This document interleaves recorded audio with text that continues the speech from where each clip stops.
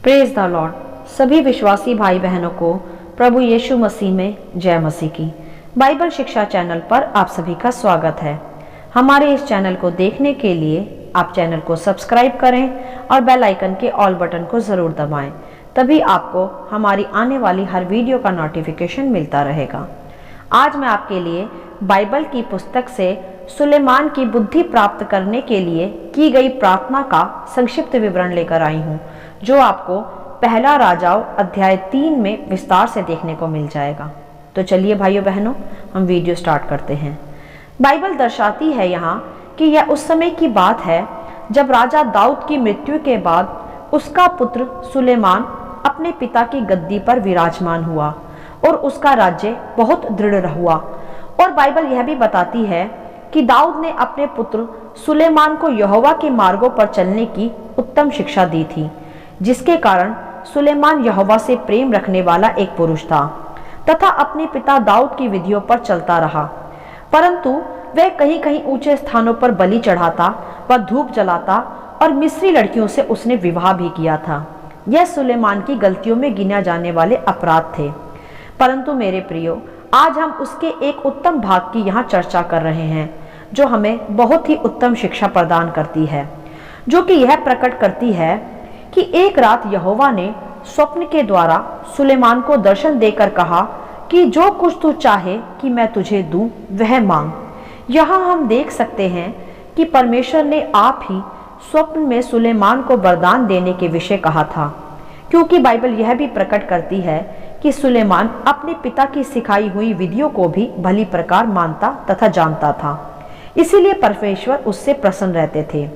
और जब यहोवा ने सुलेमान की इच्छा पूछी वरदान मांगने के विषय, तब हम देखते हैं वहां कि सुलेमान ने कहा, हे मेरे परमेश्वर यहोवा, तूने अपने दास को मेरे पिता दाऊद के स्थान पर राजा ठहराया है, परंतु मैं छोटा सा लड़का सा हूँ जो भीतर बाहर आना जाना नहीं जानता।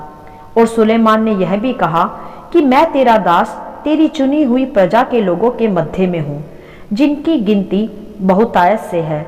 इसीलिए तू अपने दास को अपनी प्रजा का न्याय करने के लिए समझने की ऐसी शक्ति दे कि मैं भले और बुरे को परख सकूं और तेरी इतनी बड़ी प्रजा का सही रीति के साथ न्याय कर सकूं। हालेलुया। यहाँ हम देख सकते हैं मेरे प्रियो कि एक विशेष बात कि यहोवा के ऐसे पूछने पर कि जो कुछ तू चाहे कि मैं तुझे दूं वह मांग, अर्थात सुलेमान वहां यहोवा से कुछ भी मांग सकता था, जैसे धन, वैभव, दीर्घायु या अपने शत्रुओं का नाश इत्यादि। परंतु हम यहाँ देखते हैं कि सुलेमान ने परमेश्वर की प्रजा को संभालने के लिए, उनका न्याय करने के लिए समझ व बुद्धि को मांगा, अर्थात परमेश्वर से उसी के राज्य को, उसी की प्रजा को संभालने के लिए उसने बुद्धि का वरदान मांगा।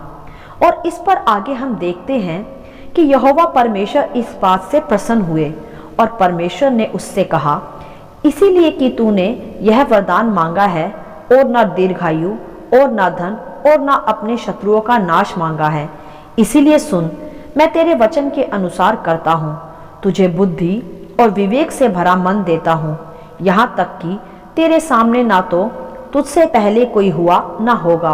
और फिर परमेश्वर ने उससे कहा कि और जो तूने नहीं मांगा, अर्थात धन और महिमा, वह भी मैं तुझे यहाँ तक देता हूँ कि तेरे जीवन भर कोई तेरे तुल्य राजा ना हुआ और ना होगा।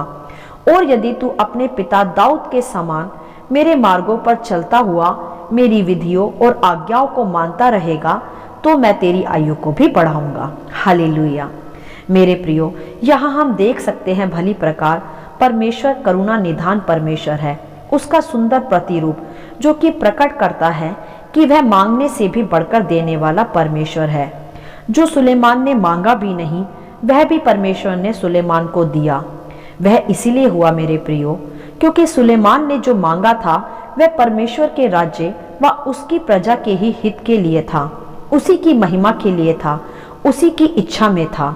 इसीलिए परमेश्वर ने प्रसन्न होकर सुलेमान को वह भी दे दिया जो उसने नहीं मांगा था, अर्थात धन और महिमा। हालेलुया।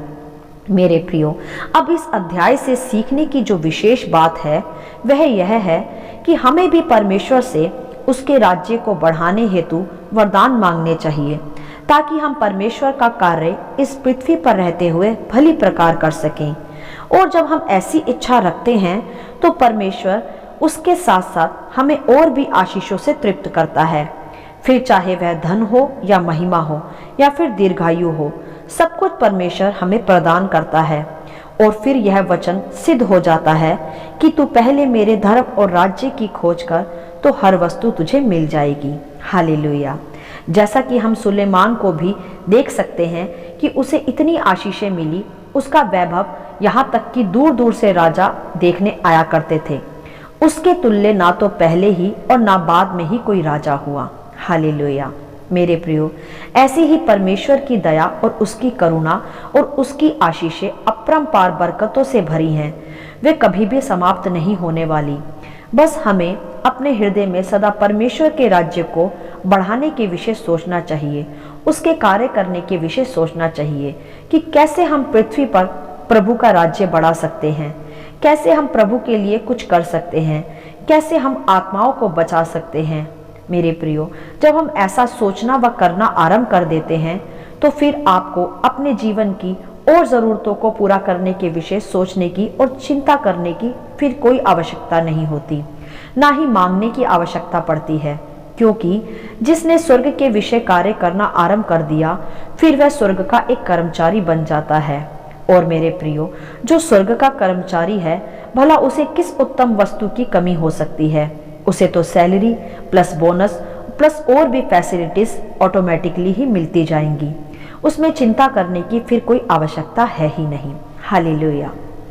तो मेरे प्रियो, यदि आप चाहते हैं कि आप भी पृथ्वी पर एक संपन्न, समृद्ध और भरपूरी और चंगाइयों से भरा हुआ जीवन बिताएं, जिसमें आपके तुल्य ना तो पहले और ना बाद में ही कोई हो, तो जुट जाइए आज ही से परमेश्वर के कार्यों में और हृदय में भी इच्छा रखें कि मुझे प्रभु ऐसा संपन्न तथा समृद्ध और बुद्धि से भरा हुआ व्यक्ति बना दे कि मैं प्रभु के राज्य में ही इस्तेमाल होकर प्रभु के लिए, उसके राज्य को बढ़ाने के लिए अपनी सहभागिता दे सकूं, उसकी प्रजा को अर्थात आत्माओं को भी बचा सकूं, प्रभु के राज्य में ला सकूं।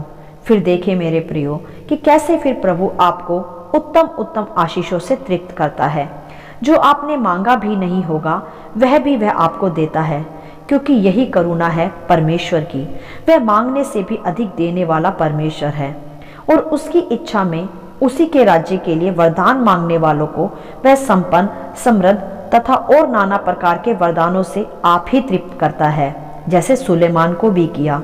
मेरे प्रियो, सुलेमान ने परमेश्वर की इच्छा में ही वरदान को मांगा, प्रार्थना को किया और उस बुद्धि को मांगा ताकि वह परमेश्वर के द्वारा दी गई प्रजा का उत्तम न्याय कर सके, उनकी अच्छी चरवाही कर सके।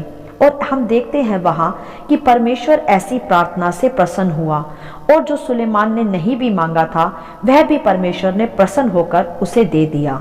हालेलुया। तो मेरे प्रियो, हमें भी परमेश्वर की इच्छा में ही प्रार्थना करनी चाहिए। बाइबल बताती है कि तुम मांगते तो हो परंतु बुरी लालसाओं से मांगते हो, इसलिए तुम्हें नहीं मिलता। परंतु जो परमेश्वर की इच्छा में मांगता है उसे वह तो मिलता ही है, साथ ही साथ और भी अपरंपार आशीषें मिलती हैं। तो मेरे प्रियो, इस अध्याय से हम यही सीखते हैं कि हमें सदा परमेश्वर की राज्य की खोज करते रहना चाहिए, उसी की इच्छा में प्रार्थना करते रहना चाहिए, अपने हृदय को सदा उसके कार्यों के लिए तैयार करना चाहिए और हमें किसी भी संसार की वस्तुओं की, अपनी चंगाइयों की चिंता करने की फिर कोई आवश्यकता नहीं पड़ती, क्योंकि जो प्रभु के पीछे चलता है, उसके राज्य में अपना जीवन देकर अर्पण कर कर कार्य करता है, उसे और भी सब वस्तुएं उसके साथ ही दी जाती हैं, क्योंकि वह एक स्वर्ग का कर्मचारी बनता है और स्वर्ग के कर्मचारी को, उस स्वर्गीय पिता की सेवा करने वाले को, उस स्वर्गीय पिता की बातों पर चलने वाले को फिर किसी भी वस्तु की कमी नहीं रहती, जैसे सुलेमान को भी नहीं रही। हालेलुया। आशा करती हूँ इस अध्याय का संक्षिप्त विवरण आप सभी को समझ में आया होगा।